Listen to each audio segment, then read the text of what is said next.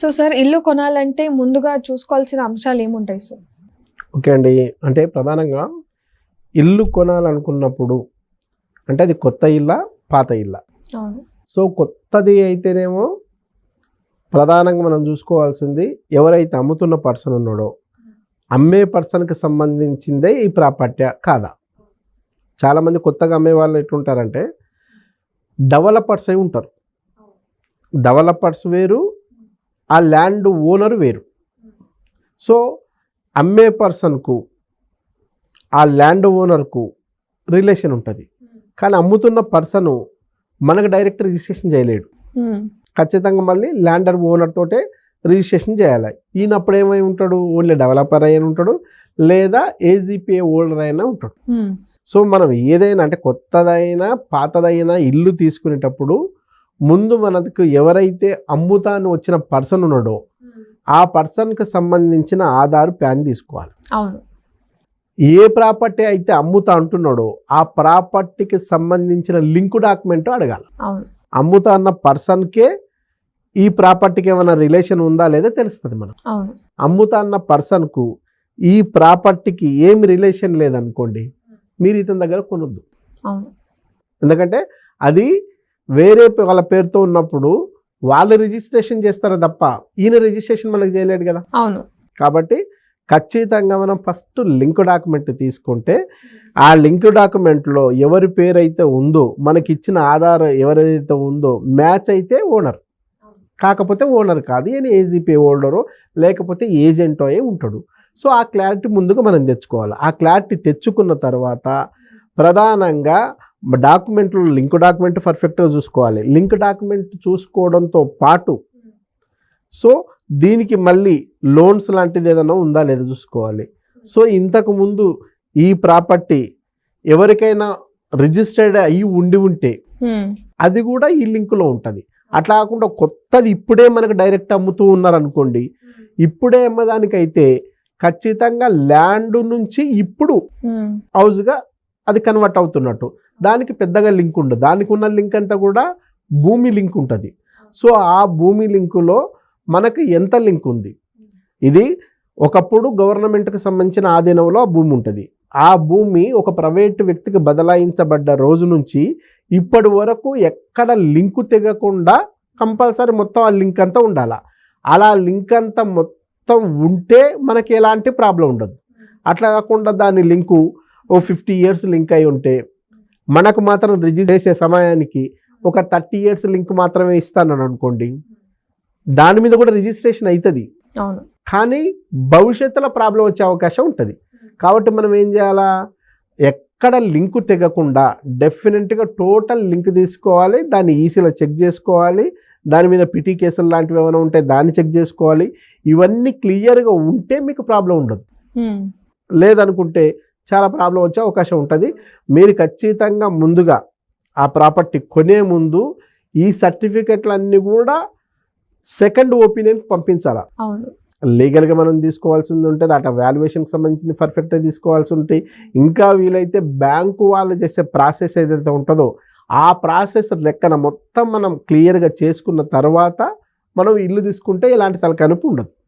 లేదనుకుంటే హడావిడిగా తీసుకుంటే ఆ పూటకు గృహప్రవేశం చేస్తాం, గృహప్రవేశం చేసిన మొదటి రోజు నుంచే స్టార్ట్ అవుతాయి.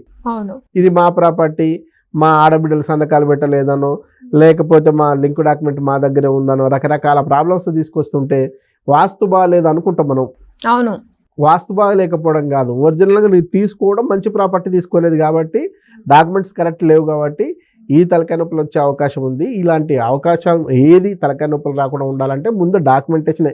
ఒక మనిషికి గుండెకాయ ఎలాంటిదో మంచి డాక్యుమెంట్కు ప్రాపర్టీ అలాంటిది. సో ఆ ప్రాపర్టీకి సంబంధించిన లింకు పక్కా డాక్యుమెంటేషన్ అత్యంత అద్భుతంగా ఉండాలి. అట్లా అద్భుతంగా ఉంటే ఎలాంటి హెడ్ఏక్స్ ఉండదు. లేదనుకుంటే మనం డబ్బులు పెట్టి కొని కూడా బీపీ షుగర్ అన్నీ తెచ్చుకోవాల్సిన ప్రమాదం అందులో ఉంది.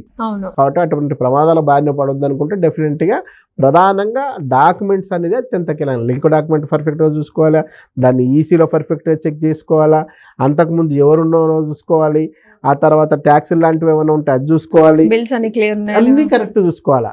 ఒకవేళ సెకండ్ డే అయిందనుకోండి ఎవరి పేరుతో కరెంటు బిల్లు ఉందో ఇవన్నీ కూడా చెక్ చేసుకోవాల్సి ఉంటుంది. ల్యాండ్ వాల్యూ కూడా చెక్ చేసుకోవాలి. డెఫినెట్గా ల్యాండ్ వాల్యూ అనేది మనకు అది ప్రధాన అంశం, డిఫరెంట్. సో ఆ ల్యాండ్ వాల్యూ మీద డిపెండ్ అయ్యి మనకి రిజిస్ట్రేషన్ కాదు. మార్కెట్ రేటు ఒకటి, అవును, గవర్నమెంట్ చేసే రిజిస్ట్రేషన్ రేటు వేరు. అవును. సో దీంట్లో కూడా మనం చూసుకోవాల్సింది ఏంటంటే కస్టమర్తో మాట్లాడుకునేటప్పుడు అమ్మే పర్సన్ వైట్ కావాలా బ్లాక్ కావాలా అనేది ఒకటి ఉంటుంది. నీకు మొత్తం నువ్వు వైట్ ఇచ్చావు అనుకో, మొత్తం రిజిస్ట్రేషన్ చేయాలి. మొత్తం రిజిస్ట్రేషన్ చేస్తే ఇప్పుడు ఫర్ ఎగ్జాంపుల్ ఆడ పర్ స్క్వేర్ యార్డ్ ఒక 10,000 ఉంది అనుకోండి, 10,000లో 150 యార్డ్స్ తీసుకుంటే మీరు మహా చేయాల్సింది ఉంటే 15 లక్షలు దాని మీద డీడీ కడితే సరిపోతుంది. కానీ అది మార్కెట్ రేట్లో ఎంత ఉంటుంది? ఈడ 10,000 గజం ఉందంటే మార్కెట్ రేట్ దాదాపు 80,000 ఉంటుంది. సో పర్ స్క్వేర్ యార్డ్కి 80,000 ఆ లెక్కన పెట్టుకుంటే నువ్వు తీసుకున్న 150 యార్డ్స్లో దాదాపు 1.5 CR to 2 CR అవుతుంది. ఈ 1.5 to 2 CRకు డైరెక్ట్ నువ్వు గవర్నమెంట్కి ట్యాక్స్ పే చేయాలనుకుంటే చాలా ఎక్కువ అవుతుంది మీకు. సో ఇది కూడా ఖచ్చితంగా అగ్రిమెంట్ రోజే మాట్లాడుకోవాలి. నువ్వు ఒక అడ్వాన్స్ పే చేసినావు, 150% చేసినావు, ఆల్రెడీ 50% కాదు అబో 80% 90% చేసిన తర్వాత 100% పేమెంట్ చేసుకుందాం అనుకున్న రోజు అమ్మే పర్సన్ అంటాడు లేదు మొత్తానికి నేను రిజిస్ట్రేషన్ చేయాలంటాడు. అని మొత్తానికి ఎట్లా రిజిస్ట్రేషన్ చేస్తారు? ఆడ గవర్నమెంట్ రేట్ ఎంత ఉంటే అంతకు చేస్తా కానీ అంటే లేదు, నీకు ఇష్టమైతే ఓకే, లేకుంటలేదు, డీల్ క్యాన్సల్ అంటాడు. అట్లా ఈ ప్రాబ్లం ఉంటుంది. కాబట్టి అగ్రిమెంట్ రోజు అన్ని క్లియర్గా మాట్లాడుకొని చేసుకుంటే ఎక్కువ ఉపయోగం.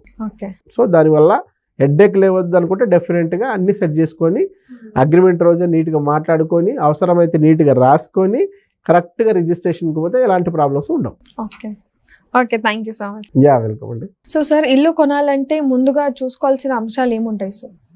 ఓకే అండి, అంటే ప్రధానంగా ఇల్లు కొనాలనుకున్నప్పుడు అంటే అది కొత్త ఇల్లా పాత ఇల్లా?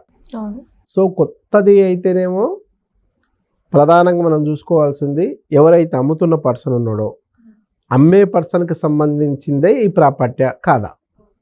చాలామంది కొత్తగా అమ్మే వాళ్ళు ఎట్లుంటారంటే డెవలపర్స్ అయి ఉంటారు. డెవలపర్స్ వేరు, ఆ ల్యాండ్ ఓనర్ వేరు. సో అమ్మే పర్సన్కు ఆ ల్యాండ్ ఓనర్కు రిలేషన్ ఉంటుంది, కానీ అమ్ముతున్న పర్సను మనకు డైరెక్ట్ రిజిస్ట్రేషన్ చేయలేడు. ఖచ్చితంగా మళ్ళీ ల్యాండర్ ఓనర్ తోటే రిజిస్ట్రేషన్ చేయాలి. ఈయనప్పుడు ఏమై ఉంటాడు? ఓన్లీ డెవలపర్ అయినా ఉంటాడు, లేదా ఏజీపీఏ హోల్డర్ అయినా ఉంటాడు. సో మనం ఏదైనా అంటే కొత్తదైనా పాతదైనా ఇల్లు తీసుకునేటప్పుడు ముందు మనకు ఎవరైతే అమ్ముతాను వచ్చిన పర్సన్ ఉన్నాడో ఆ పర్సన్కి సంబంధించిన ఆధార్ ప్యాన్ తీసుకోవాలి. ఏ ప్రాపర్టీ అయితే అమ్ముతా అంటున్నాడో ఆ ప్రాపర్టీకి సంబంధించిన లింక్ డాక్యుమెంట్ అడగాలి. అమ్ముతా అన్న పర్సన్కే ఈ ప్రాపర్టీకి ఏమైనా రిలేషన్ ఉందా లేదా తెలుస్తుంది మనం. అమ్ముతా అన్న పర్సన్కు ఈ ప్రాపర్టీకి ఏమి రిలేషన్ లేదనుకోండి, మీరు ఇతని దగ్గర కొనొద్దు. ఎందుకంటే అది వేరే వాళ్ళ పేరుతో ఉన్నప్పుడు వాళ్ళు రిజిస్ట్రేషన్ చేస్తారు తప్ప ఈయన రిజిస్ట్రేషన్ మనకు చేయలేడు కదా. కాబట్టి ఖచ్చితంగా మనం ఫస్ట్ లింక్ డాక్యుమెంట్ తీసుకుంటే ఆ లింక్ డాక్యుమెంట్లో ఎవరి పేరు అయితే ఉందో మనకి ఇచ్చిన ఆధార్ ఎవరైతే ఉందో మ్యాచ్ అయితే ఓనర్, కాకపోతే ఓనర్ కాదు, ఈయన ఏజీపీ హోల్డరో లేకపోతే ఏజెంటో అయి ఉంటాడు. సో ఆ క్లారిటీ ముందుగా మనం తెచ్చుకోవాలి. ఆ క్లారిటీ తెచ్చుకున్న తర్వాత ప్రధానంగా డాక్యుమెంట్లో లింక్ డాక్యుమెంట్ పర్ఫెక్ట్గా చూసుకోవాలి. లింక్ డాక్యుమెంట్ చూసుకోవడంతో పాటు సో దీనికి మళ్ళీ లోన్స్ లాంటిది ఏదైనా ఉందా లేదా చూసుకోవాలి. సో ఇంతకు ముందు ఈ ప్రాపర్టీ ఎవరికైనా రిజిస్టర్డ్ అయ్యి ఉంటే అది కూడా ఈ లింకులో ఉంటుంది. అట్లా కాకుండా కొత్తది ఇప్పుడే మనకు డైరెక్ట్ అమ్ముతూ ఉన్నారనుకోండి, ఇప్పుడే అమ్మదానికైతే ఖచ్చితంగా ల్యాండ్ నుంచి ఇప్పుడు హౌస్గా అది కన్వర్ట్ అవుతున్నట్టు దానికి పెద్దగా లింక్ ఉండదు. దానికి ఉన్న లింక్ అంతా కూడా భూమి లింక్ ఉంటుంది. సో ఆ భూమి లింకులో మనకు ఎంత లింక్ ఉంది, ఇది ఒకప్పుడు గవర్నమెంట్కి సంబంధించిన ఆధీనంలో ఆ భూమి ఉంటుంది. ఆ భూమి ఒక ప్రైవేటు వ్యక్తికి బదలాయించబడ్డ రోజు నుంచి ఇప్పటి వరకు ఎక్కడ లింకు తెగకుండా కంపల్సరీ మొత్తం ఆ లింక్ అంతా ఉండాలి. అలా లింక్ అంతా మొత్తం ఉంటే మనకి ఎలాంటి ప్రాబ్లం ఉండదు. అట్లా కాకుండా దాని లింకు ఓ 50 years లింక్ అయి ఉంటే మనకు మాత్రం రిజిస్టర్ చేసే సమయానికి ఒక 30 years లింక్ మాత్రమే ఇస్తానని అనుకోండి, దాని మీద కూడా రిజిస్ట్రేషన్ అవుతుంది.